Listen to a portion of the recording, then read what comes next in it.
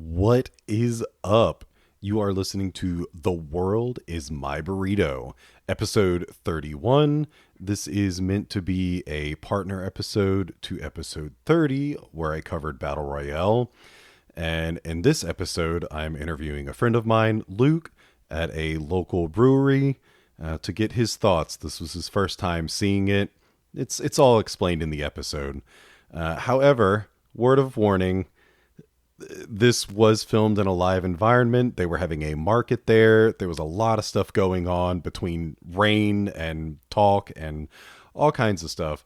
So this one might be kind of difficult to listen to. I apologize in advance for that.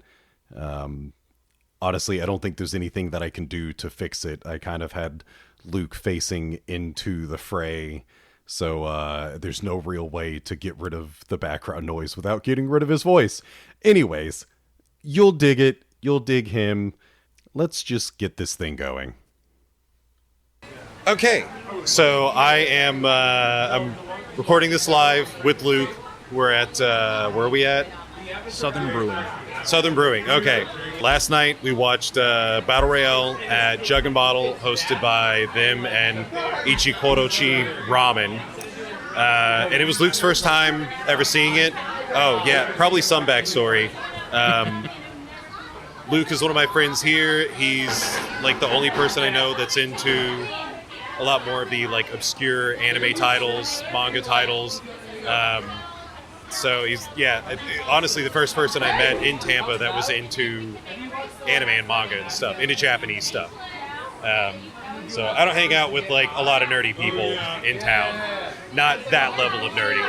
Just all the conventions you go to. Weirdly enough, all the like going to MetroCon and stuff, and it's like I don't want to meet anyone there, so that's probably my fault. But yeah, so I've known Luke for, honestly, I think like we really didn't start talking or hanging out for maybe about the past year, like a year ago, maybe a little over. Yeah, a year's pretty fair. So we were actually supposed to watch Battle Royale together. They were supposed to come over several weeks prior to this. And AC went out 2 hours before they were supposed to come over. So that sucked. And then turns out, I couldn't host it anymore because I was going out of town for work. And then he hits me up and he's like, yeah, BT Dubs, it's in the air and Ichikorochi is hosting a movie night. So first time ever seeing it.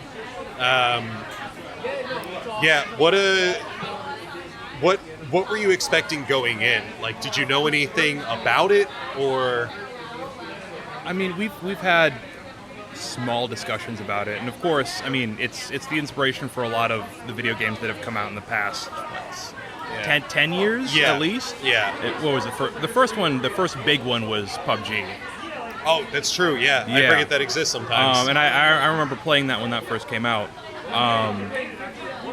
I was expecting something similar. I mean, you know, we talked about Danganronpa. Yeah. I remember watching. Oh my God, what was it? I'm blanking on this one. It was a blood-related anime. Kid gets. Oh. You know what I'm talking about? And it has Dead Man Wonderland. Dead Man Wonderland. Yeah. Okay. And like so. Clearly, so many things have come up from what I assume all being inspired by this movie. So I feel like I had a decent idea of what I was getting into. I guess I was not prepared for how on the nose it was going to be. Like, looking back, PUBG feels like it took its entire gameplay scenario straight from the movie. Didn't change a thing. At least the original version. Yeah.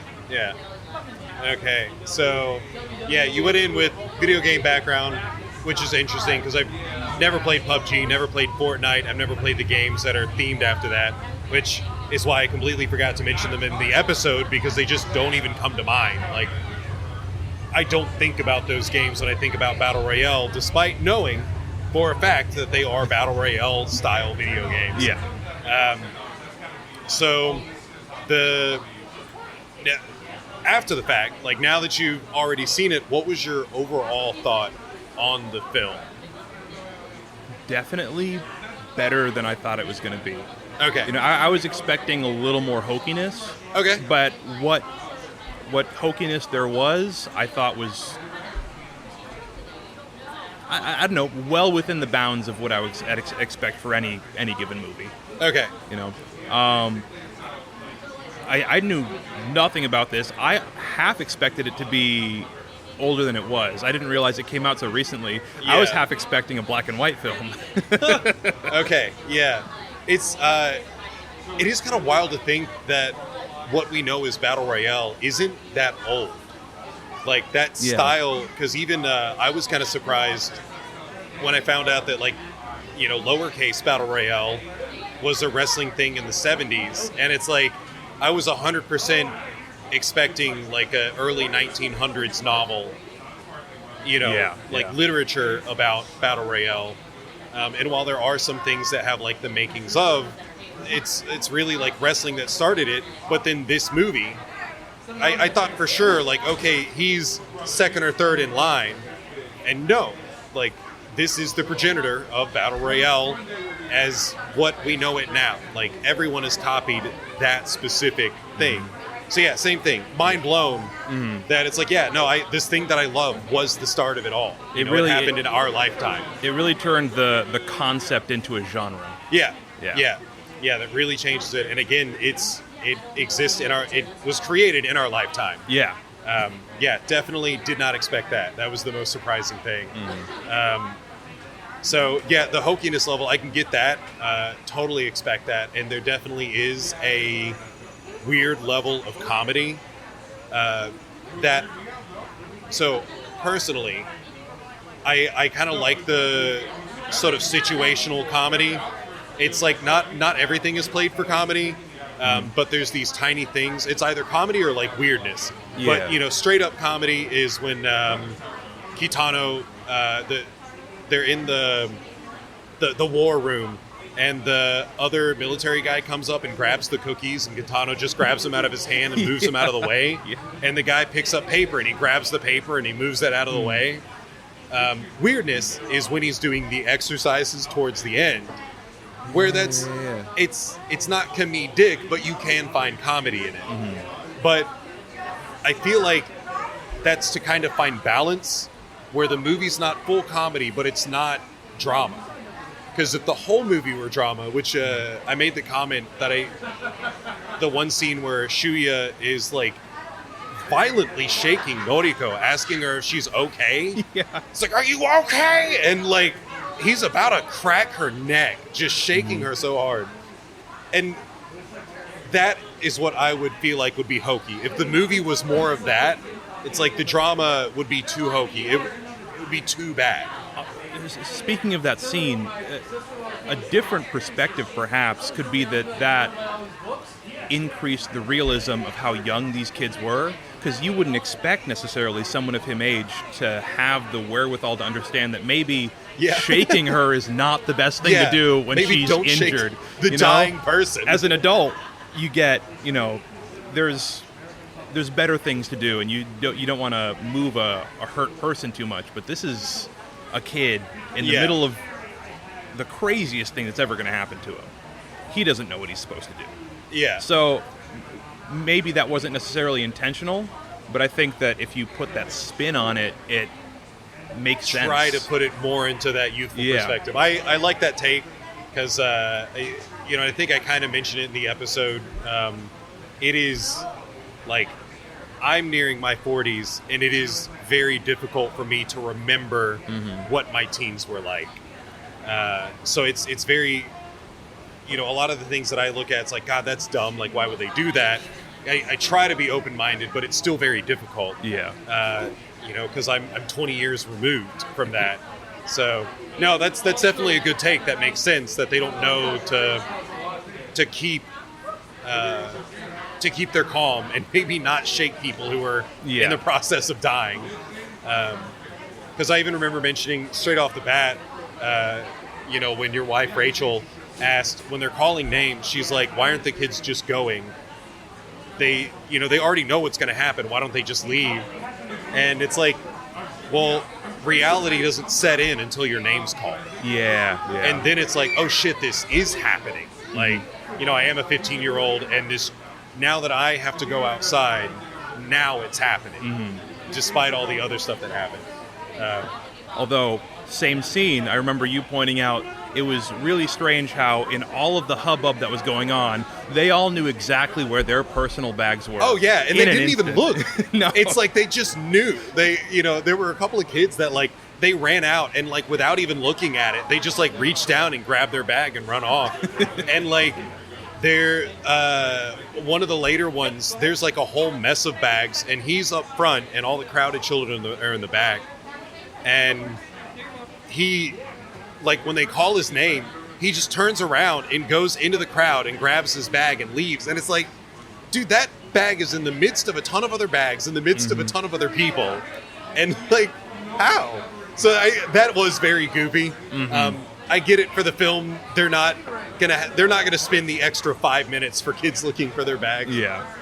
But it is a very fun view on it.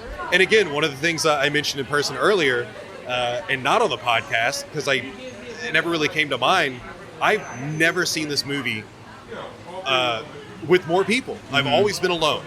Every time I've watched this movie, I've always been alone. So it was a wild experience listening to people, like, laugh at it, listening to their comments and their expressions. So that aside, so it wasn't hokey, but there is still comedy. How did you feel about the balance there? Do you still feel like you got the drama from it? Did it leave, like, an impact on you? It absolutely left an impact. Okay. I mean, I feel like movies or media in general in this, like, kind of thriller, horror, gore genre, oftentimes kind of they wear out their shock factor with time. As effects get improved, as society gets kind of numb to the different things. Just think about the history of horror films in general. Horror films from 20 years before you were born are always going to be funny to you. Even though at that time, the people who were contemporary to that was the scariest thing they've ever seen on screen. Yeah. For me, it being about 25 years ago, I think it held up pretty well. I don't think that the comedy pushed itself too far in. But I also think, it's hard to make a dark film like that without there being some comedic moments. It's almost necessary. And for Battle Royale, and specifically the film, I think the comedy does kind of make it that much more depressing, because there's no it's not like a setup and a payoff. It's like you get set up and then you're still on an island full of children killing each other. Yeah.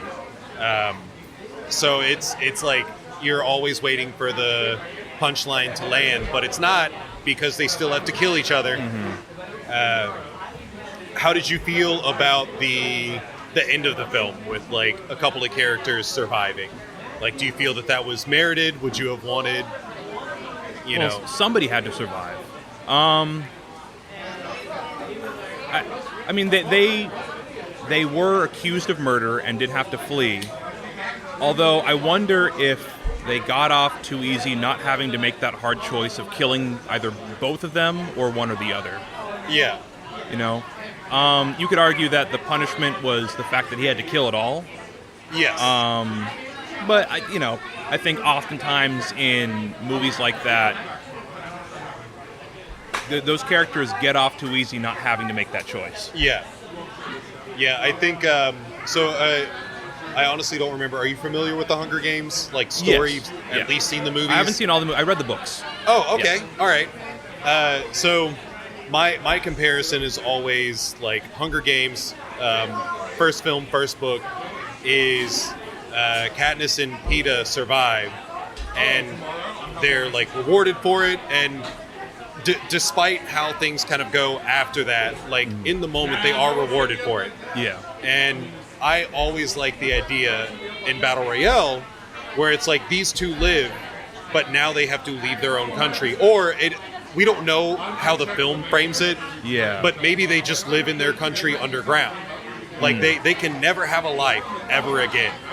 So they don't need a sequel because it's just going to be sad. It's just going to be them, like, you know, either living homeless or trying to make their way to America or some other country, because the film doesn't really tell you about the rest of the world.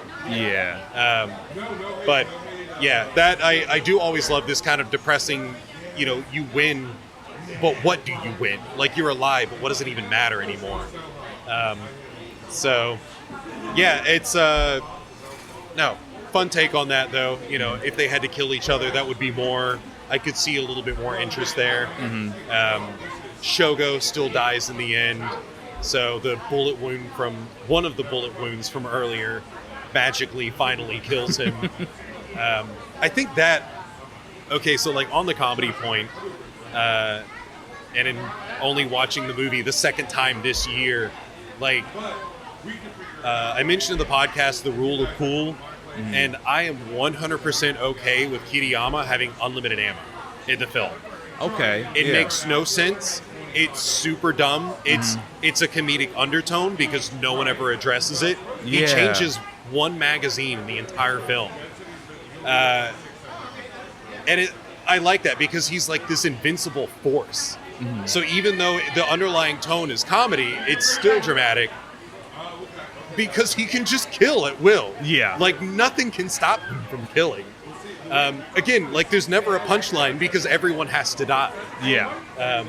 Okay, so my big selfish want to know is, how did you like the principal? The principal.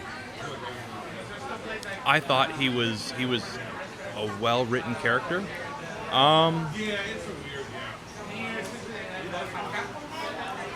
Maybe a little bland. I feel like they could have delved a little deeper.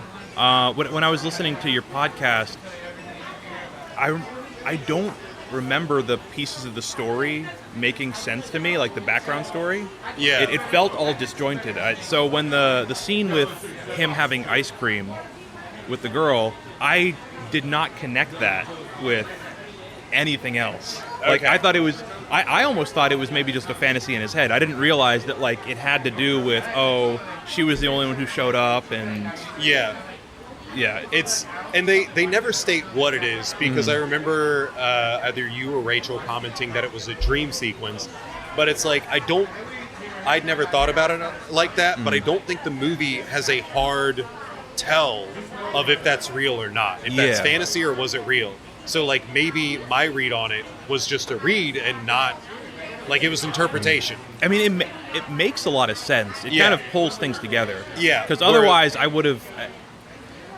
It puts a more innocent spin on his feelings towards her than I would have assumed. But also, you know, maybe it's the climate, but I'm always ready to scream pedophile at anybody who, you know... I totally get that. And I'd actually, like, that was one of the parts that I had to rewrite multiple times. But I do feel like it is his loss of innocence. Like, he is a failure. He literally has nothing to live for. Everyone hates him.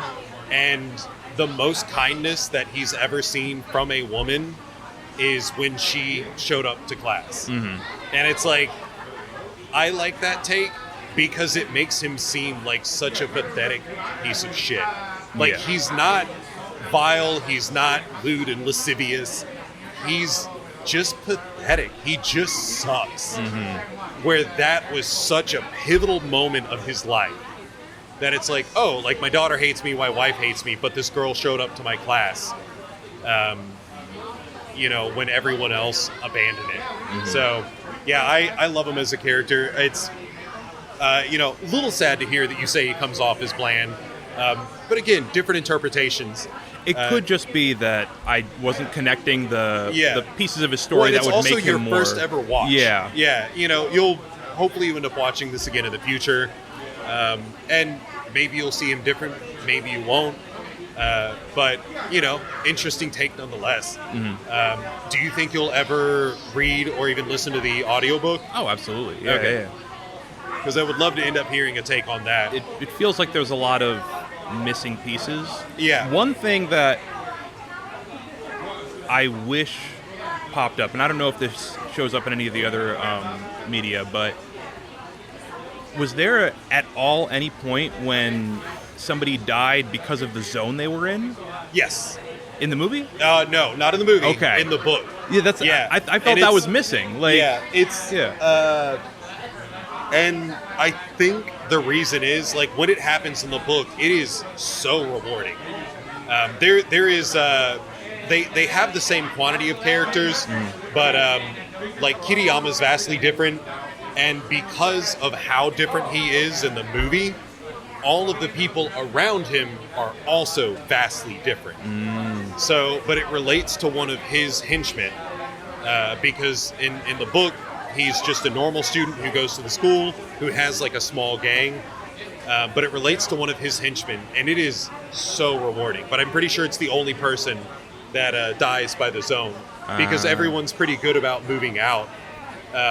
But that is still a thing where it's like, there's a lot more tension about the zones, because they're like, oh shit, like we need to make sure, like, okay, these zones are going to be bad at this time, so we need to make sure that we're nowhere near it, not just because the zone's going to blow up, but because if we're maneuvering out of a zone that's about to blow up, then we are now like in someone else's line of sight. So there's a little bit more drama to it's not pervasive throughout the entire thing, but it comes up. Like, it is at least addressed. It's both utilized and addressed. So it's a real threat. Yeah. It was a real empty Chekhov's gun in the movie. Yeah. So one of the things I realized, I meant to record more last night, but I can always, like, after every episode I ever do, I always feel like I can sit down and record more because I forgot something. But one fun fact, I did mention that Go-Go was in Quentin Tarantino. Well, no, actually, no, because you've listened to my episode now. It has released. Yeah. The whole lighthouse scene was inspired by Quentin Tarantino. Really? Yeah. Okay. So the lighthouse sequence in the film, well, in the book, but it plays off visually so much better. And I paid more attention to it this time. But that whole scene feels shot different than everything else. There's something about it that's like off. And knowing that the book was inspired by Quentin Tarantino, it feels like the framing of that scene was done differently. Like, okay, let's do it a little different. And I feel like it most stands out where, like, the one girl stands on the table with the full automatic gun, and then the two girls roll back simultaneously with single shot guns. So they both do like the rollback, and it's like bop, bop, bop, bop. And it's like this, everything else is like senseless violence. But then there's like a direction in this one sequence of the film. So in watching it that time, that did stand out a lot more to me. It felt more Quentin Tarantino. I see. Yeah, I'll have to see it again, because I didn't clock anything about that. But mentioning that scene, perhaps there is something to be said about the fact that this is a relatively large group of people who are trying to maintain normalcy. Yeah. But even within this world where everybody's turned against each other, they have their own little mini cosmos where eventually they still end up turning against each other. Yeah. It is, and like, I liked it more on this watch. Something about the group setting, it felt like it was easier to watch the scene than when I watched it on my own. Even in like February or March, whenever I watched it. And I love the kind of depressing aspect of a lot of Japanese stuff. I love how innocent that entire scene feels. Yeah. Because it is like stripped from the entire, it's, you know, like you said, a mini cosmos. It's stripped from everything. They're all still acting happy. And, you know, everything is perfect until it's not. And the girl who kills everyone had nothing against them. Yeah. She, like, single-handedly killed Kiriyama killed the most. But she killed the second most with no gun. Did not use a gun. Resulted in the second most, like, kills by one person. Because she poisoned one person and everyone started blaming each other and killed each other. That's true. Yeah. So I love that because it's so like wholesome, and it like there's just something about it that feels like it stands out from the rest of the film. Because there's like before the lighthouse, and then there's after the lighthouse. Wholesome might not be the best choice of words there, but well, the way that it begins. Yes, absolutely. It's it's because whether it was the quality of stuff or intentional, it's hazy. Yeah. There's like that diffusion of light, so it's almost like a dream sequence. And they're all bubbly. Like everyone is bubbly. They know that everyone's killing each other. They're the most bubbly people in the entire story. And even when the one girl comes back, or the two girls that return, they're like, oh, we heard that Shuya's here. Aren't you so lucky? Talking to like one of the mini girls who's interested in Shuya. And it is so like pure in that moment, only for everything to turn into absolute fucking shit. Yeah. And I love that and nothing turns out the way that you think it should. Because again, the girl... It's wholesome, and then everyone has to die, but they're not killed by jealousy or like vindictiveness per se. They're killed because one person put poison in a dish at the wrong time. And it's like, she totally could have done that like right before walking in the room, but no, she has to do it while she's still in the room with all of the other people. And because of that dumb decision, everyone dies. Yeah. And she is the one who did all of it. Like, she is the core cause, and that's when everyone snaps, because, like, now they think that no one blames her either. Because even, I think, as, like, the last person dies, they, like, said something to her, something wholesome, again. Yeah, so it's, like, rubbing it in that, you could never be the one to do, like, it sucks that you're, like, the purest of us all. But... yeah, no, she's the cause of all of it. Yeah, it just absolutely strips everything down. It's the biggest middle finger. So, yeah, I like that. Favorite kill. Favorite kill. Ooh. Well, I guess it's more technically a suicide, but when... I forgot his name, but he suicide bombs himself with the truck bomb that he built. Oh, Kinji. Yeah. Dude, he didn't technically kill him, but then that led to, I think, the coolest scene where the guy's just aura farming, walking out of the fire, and then suddenly you see his face and he's blind. Yeah. Oh, what a great scene. Yeah, that was a lot more fun to watch in a group. Oh, yeah. Because it is really epic. Like, and that scene doesn't happen quite the same way in the book. Okay. But, so I think that's another one of those that, like, the film does it better. It's just rule of cool. It's so cool. And I will never forget that visual. Like, the first time I saw it, you see Kiriyama with the blind eyes when they do that close-up, and it's like, yo, this is a badass motherfucker. Oh, like, yeah. This guy, even when he's blind, he does not care. He's like, I'm still going to kill some fuckers out here. So, yeah, that was great. Although now that I think about it, in terms of an actual, like, this person is directly responsible for that person's death, again, I'm so bad with these names, but when the one girl is almost raped by that guy and she just starts stabbing him in the crotch. Oh, yeah. Yeah. That is, I completely forgot about that scene. I don't know why. It's such an impactful scene, but I forgot that was a kill. So when I watched it again this year, it's like, God damn, man. Like, she goes, maybe it's my male brain that's like, maybe we could forget about the nut stabbing. He earned it. Stabbing. Yeah. He earned it. Did. But that is a heavy visual. Oh, yeah. But no, that is, it's funny that, like, Mitsuko Soma, that's not the same girl, but the slutty girl. Yeah. That she's the bad girl. But the runner girl, who eventually plays Go-Go in Kill Bill, she has that death stare. Like, she could kill you with her eyes kind of look. And it's like, man, she is the most badass looking person. Like, you can feel the hate from her expression. Well, the venomous snakes are not the ones with the bright colors. That's true. Yeah. No, that is Definitely a very good kill. So that would be your favorite kill? Would you say that the explosion is your favorite scene? Oh, yeah. Okay, yeah. I guess technically it doesn't count as a kill. I mean, it's a suicide. He kills himself. That's He's true, yeah. trying to kill Kiriyama. Yeah. Like, that was his attempt, was to kill him. Yeah. Do you have any other, like, thoughts or opinions or anything that you haven't said yet? I can't think of any questions off the dome right now.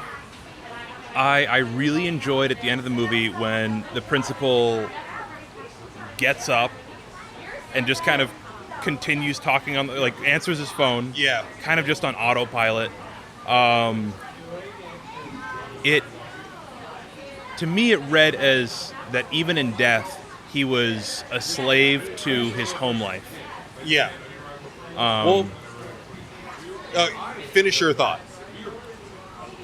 Yeah, I mean, well, like, his dialogue makes it pretty clear that he feels very distant from it. You know, he's on a business trip. Oh, I can't come home until this and that date. But, you know, regardless of his, like, cold distance from it and the fact that his home life is falling apart, it's still really what drives him. Yeah. Even if it's driving him away from it. Yeah. So one of the last words that he says to his daughter is something like,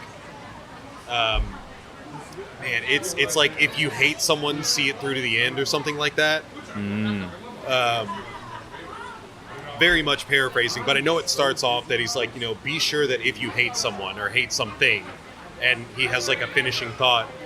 And I'd never thought about it before, but that was him. He died hating these children. Oh, yeah. Yeah. And it's like he saw it through to the end. That was the last thing that he ever needed to do, was to hate these children and to see that they got the worst life possible. Yeah. In death. And then even those who live, again, like, what do you get? You've murdered all your friends. You know?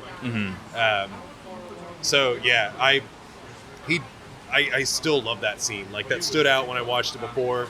He's the only character where I genuinely like that he gets up from being, like, loaded up with bullets because of how strong that scene is. Yeah. It's, again, it goes into that weirdness where it's like, okay, one, how is he still standing up? And again, they don't react. They don't shoot him. They're just like, what the fuck? And he just ignores them. And even, like, I like that Shogo, like, I like how they're surprised, because even Shogo drops the, like, crutch that he came in on. And they're all just like, what the fuck, dude? Like, they acknowledge that they loaded him up with bullets. Yeah. And he just gets up, answers the phone, eats the last cookie, dies. But there's nothing quite as dramatic as a Shakespearean death. Oh, yeah. Yeah, absolutely. Doesn't even eat the cookie. Puts it in his mouth, dies. Yeah. Oh, God, I forgot about that. Yeah, that's the real loss right there, is that last cookie. Didn't even get eaten. So. Now, obviously, his motivations are entirely revenge-based. Oh, yeah. He does not care what the reason for this program is. Yeah. What is do they have a reason? Like, what's the logic behind it? So the logic, and it's more emphasized in the film, but I think it's still somewhat emphasized. I think it's a lot more emphasized in the book. The thing that holds a country together better is fear. Okay. Like their own loss. So at the risk of losing their own children, like, that actually, their intent is, like, that's what is going to hold the country together. And again, no one is exempt. So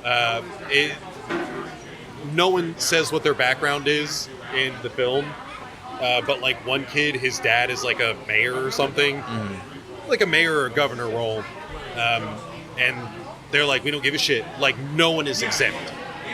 If you are in 9th grade, you are totally free game for this. And Kiriyama, his family they were a business family, and they were far richer than the kid who had like a government official parent, because they ran like corporations, and he was part of it. So they're basically using like both fear and loss to bring the country together.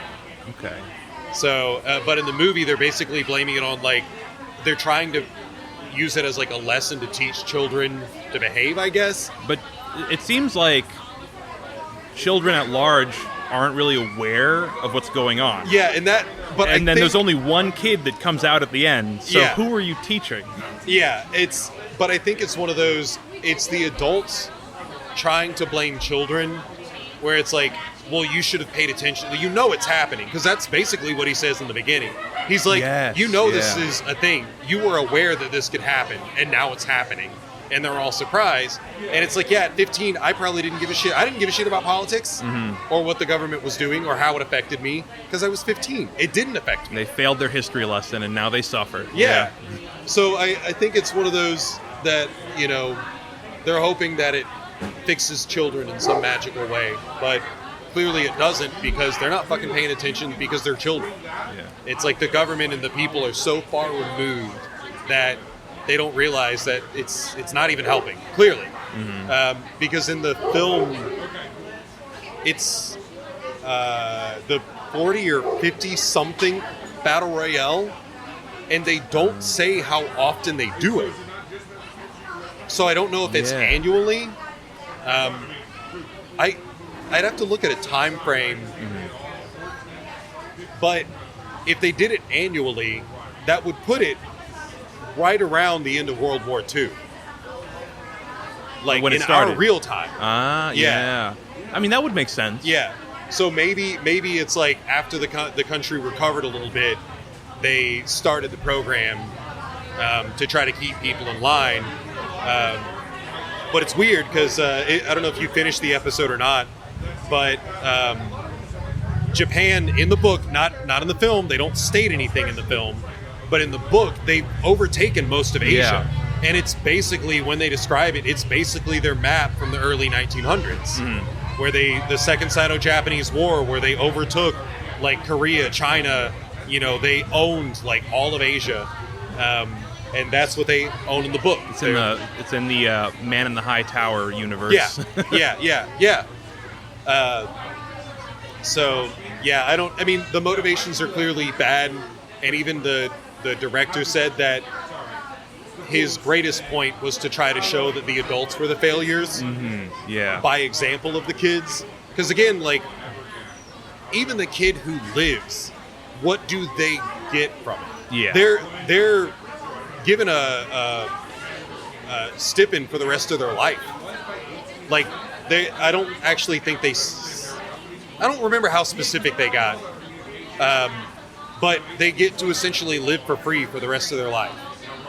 Like, they're given a place to live, they're given a stipend. So if the person who learns the lesson isn't a functioning member of society, exactly. What was the point? So, like, they don't help, relay that message to anyone else. They don't have to. It's not to say that they won't or can't. It's just that they don't have to. They don't have to do anything in the world. Yeah. So, but that's kind of the point of it, is like, it's just fucking dumb. Like, the whole thing is dumb. And I think that's kind of the point in the book in and of itself. Like, the book is a horror story or a thriller. The movie is like, all of this is fucking dumb. Like, blaming younger generations for stuff is dumb. Which even, this happens, the book's written in 99, and we still had witch hunts in America in the 90s. Yeah. Like, as a teacher, you could lose your job for playing Magic the Gathering, or like talking about it, or D&D. Like, because they were considered witchcraft. Yeah, the Satanic Panic lasted for like 30 years or longer. We're kind of at least the 70s, but it went into the 90s. It feels like we're ducking into another one. Yeah, a little bit. Yeah, and it's no longer on cardboard. So no, it is not. But yeah, I think it's a pretty good message for the ages that, like, it's fucking dumb to punish the youth for, like, not teaching them, because clearly they're not teaching them. Like, all these kids were, I think the funniest thing, like, between you and David, it was David, right? Yeah. And fuck that up? Okay. You and David are like, these kids are really fucking good at everything they do. Like, I don't think they need to be in high school anymore. Yeah. Because they're all, like, several of them are really fucking smart. And it's kind of the same way in the book. And I think that's the sick irony, is that several of them are highly intelligent, but they're forced to go through this game that punishes children for being delinquents. I just connected something. The hacker kid who was talking about his uncle who is overseas, and clearly his uncle is like an underground terrorist or something. He's an anti-government terrorist. Makes a lot more sense with the context that Japan has taken over a lot. Like they've conquered a large area of land. It's like, oh, okay, Lee, that's probably. I know I didn't make the point well in the episode, but leaving the country. That is why it is such a difficult task. Because you can't just leave Japan. You have to leave, like, the greater East Asia, like, communist nation. Yeah. Or, like, fascist totalitarian state is massive. Yeah. So that's why in the book, they have to escape to America. America has also expanded a little bit. It's not just what we know as America. But that's why they have to go so far. That's why it's such this impossible, unachievable task, because the state owns so much. Mm-hmm. Like, they could go for days westward and still be in Japan. Yeah. Well into the mainland China, and it's still Japan. Now, are those students, do they start out in, like, Japan proper? In the film, it seems like mainland Japan expanded. Yeah. So it's still the core country. So we're not really given a whole lot of details on that, other than the fact that, like, it is aired. Like, this is something that everyone is aware of. Mm-hmm. But, like, everything does start in Japan. And even the island that they were on is a Japanese island. Yeah. That's just off the coastline a little bit. Because I want to say, it wasn't in the movie, but I'm pretty sure in the book they could see the lights from the town on the mainland. That, like, they could see freedom. I see. Okay. But they could also see the ships that were patrolling around the island.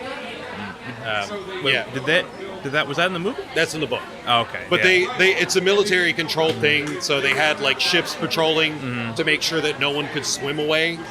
But that was just an added thing because the neck bands would explode if they got too far away. Yeah.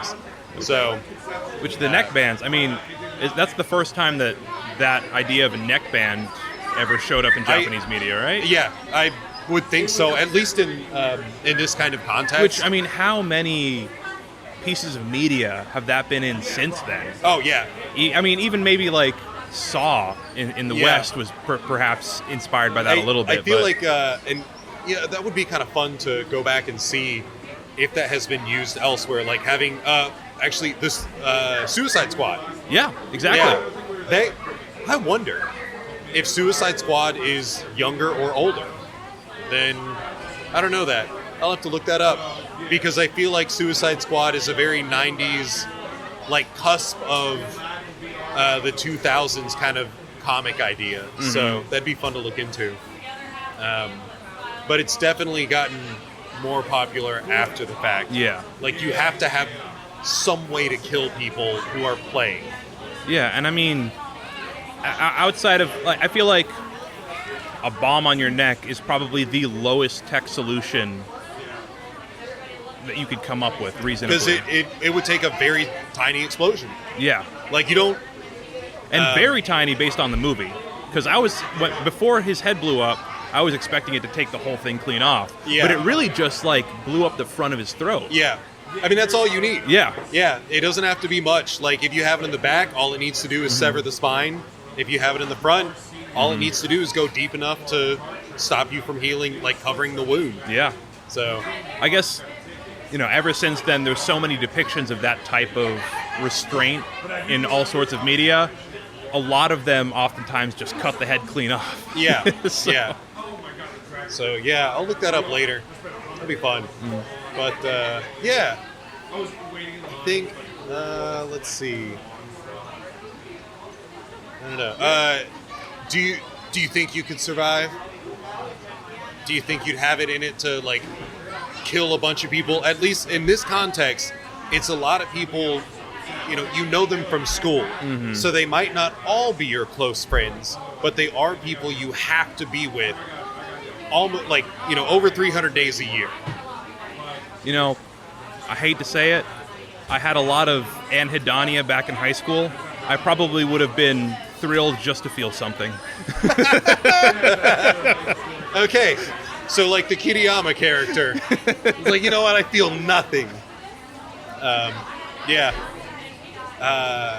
And for the question of morality, do you feel that, like, suicide is the only true moral option? Or, because, like, who do you feel is the hero? In the film, it's 4 people who commit suicide. I'm pretty sure it's only 2 in the book, but they have to get rid of people in different ways and make it quicker in the movie. But do you feel that, like, there's still is it a gray area, or is it like a hard black? Like, Shuya and Noriko are still villains in their own right because they did participate. Are you familiar with the show The Good Place? I've heard the title, but I don't know it. No, it's been a while, so maybe I can spoil this, but there's this concept that comes up about what gets you into heaven, essentially. Okay. And in this fictional universe, there's this kind of computer that rates every single thing you do. Okay. From, buying a tomato to pushing somebody down the stairs. Everything has a moral value, and it adds all those or subtracts all those up. And then depending on your score, that determines whether you get into the good place or the bad place is what they call it. Except nobody had gotten into the good place for a long time. And the reason we find out is because even something as benign as buying a tomato was essentially a negative action because of, factory farming and the effects that has, pollution. So it's like the butterfly effect. Exactly. You're buying into the butterfly effect. In the same way, these are people forced into this situation. Is it wrong to kill somebody trying to kill you just because they were forced to be there? Yeah. I can't say one way or the other, but I feel like everybody except for the characters who are very excited to participate, yeah, I'd say are squarely in the moral gray. Yeah. Yeah, it's one of those, I don't think there's a right answer. Yeah. It's just one of the, like, oh my god, what do they call them? Just a thought experiment. Mm-hmm. Yeah. Like, I don't think there is really a right answer to that, because they were thrown into this. They didn't, except for those who volunteered, they didn't volunteer. Yeah. I mean, you could even make the argument that the people who just outright killed themselves took away a valuable resource of their time and effort towards fighting against the structure that put them there. Even if it did eventually, pit them up against one of their fellow students, there is still the opportunity, you could kill yourself now, or you could get killed by one of your classmates. Yeah. But at least in the meantime, you can try and fight against the structure. Yeah. Maybe that's the moral good, as opposed to just giving up. That's definitely a good way to think about it, because by 4 people killing themselves, that's 4 fewer people who could have possibly overturned like what was going on. They could have helped out in some way, because I don't think they ever really describe what Shinji, the bomb, what the plan was. Do you remember? Did it say? I'm not 100% certain, but there's only one thing to do with the bomb. Yeah. What do you think the plan was? Well, I think it was pretty obvious that he had enough of a command over the technology that he was able to track where people were, and the principal was nearby because he came out in the middle of the movie with an umbrella. It's a small island, it's walkable. So they're nearby. Yeah. It makes sense that he knows where to put that bomb. Yeah. So because in the book, the plot is to make a bomb big enough to blow up the entire school. The school or the island? The school. Okay. So Shinji doesn't want to blow up the island. He wants to end the game. And the only way to end the game with the fewest amount of student deaths, the people who are, because everyone else, the military has invincibility, obviously. So for the people who don't want to do this to live, he was going to send the truck into the school to blow up the entire school because that was their headquarters. Okay. Yeah. So and then the students would have a much greater upper hand. They would maybe have a fighting chance. Now, granted, they wouldn't have a fighting chance against the entire military. No. But they have a fighting chance, against whatever they send initially. There might be a way to, escape kind of thing. So, yeah, that's what that was for. Is he was supposed to have enough explosives on there to blow up the entire school. And I think they do a pretty good job with the visual that, not only is an entire field burning, but so is a bunch of the building that it was next to. So it never even hit the building. It was a good ways outside of it. It still caused damage to half of that warehouse. Yeah. So still a smaller bomb than I was hoping for. But. Yeah. But yeah, that was the plan. Blow up the entire school so that he killed the principal and everyone inside. All the people running the game.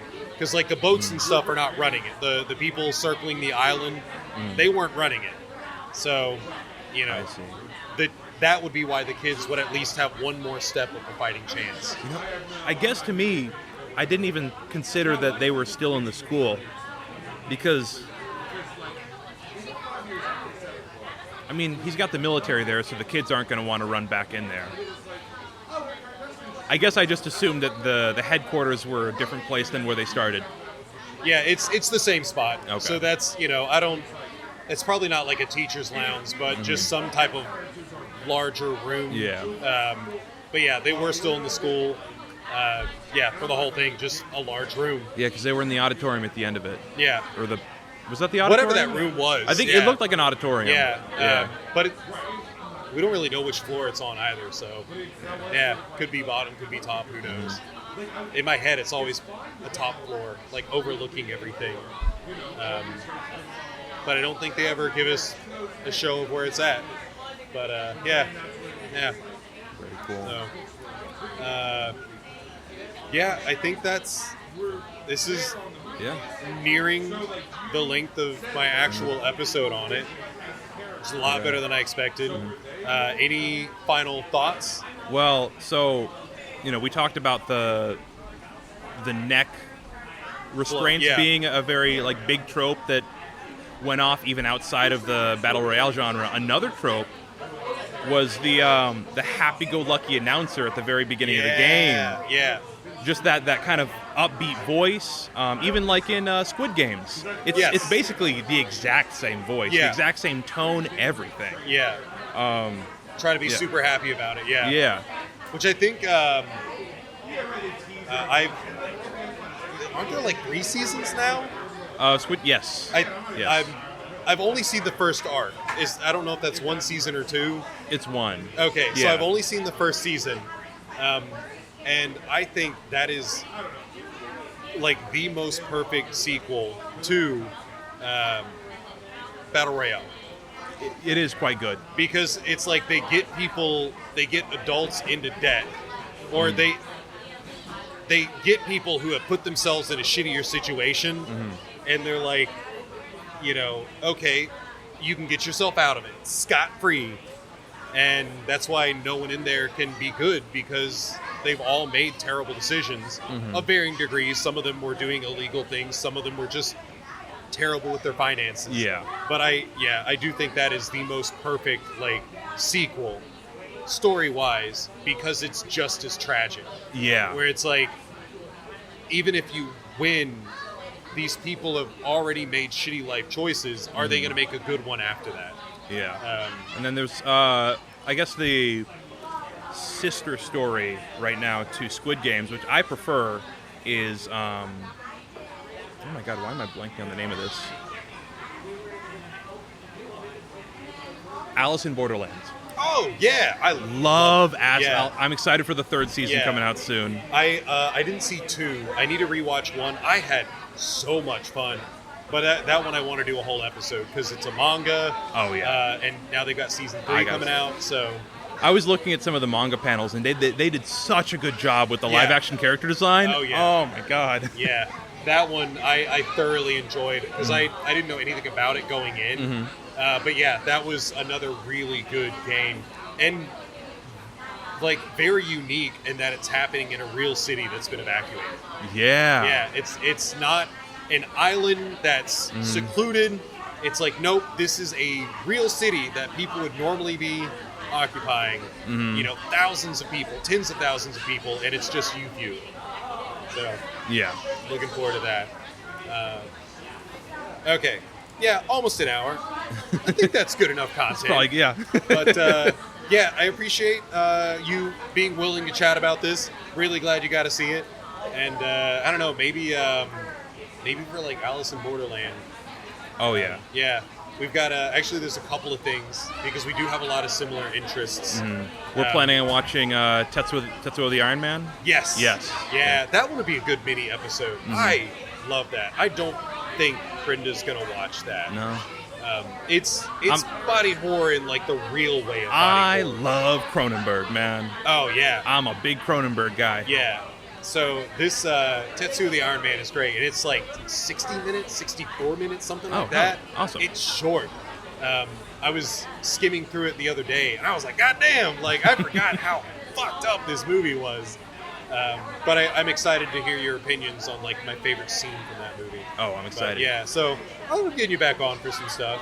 Awesome. I'm excited. Yeah. Sweet. Awesome. Thanks a lot. Thanks for having me on. You don't do a podcast or anything, so don't worry about his socials. Just wait for the mysterious voice of Luke to return someday. All right. Thanks, man. Appreciate it. Thank you. Thanks for listening to this episode. I hope your ears weren't blown out by me constantly hitting the table. That's what all those pops were. Hey, here's something new. In 2 weeks, I will be releasing an interview with author Nicholas Keating Casbaro.